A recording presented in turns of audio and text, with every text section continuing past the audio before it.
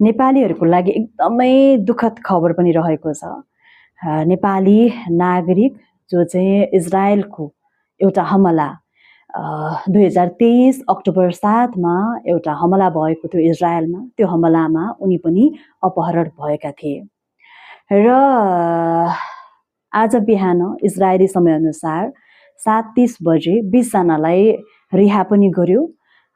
तर त्यो 20 जनामा नेपाली नागरिक विपिन जोशीको नाम छैन र उनी जीवित नभएको भनेर समाचार पनि आएको छ र उनको मृत शरीर फेला परिसकेको अवस्था भने छैन र जबसम्म मृत शरीर फेला पर्दैन तबसम्म अलिकति झिनो आश भए पनि विपिन जोशीको परिवारमा अनि हामी नेपालीमा त्यो त छँदैछ।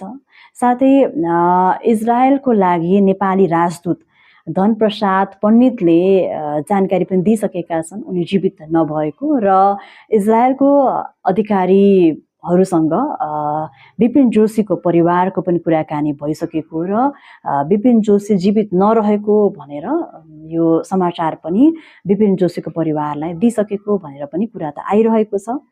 अब मृत शरीर फेला परिसकेको अवस्था छैन विपिन जोशीको। हामी त आशा गरौँ, अलिकति थोरै झिनो आशा भए पनि छ नेपालीमा र विपिन जोशीको परिवारमा र अलिकति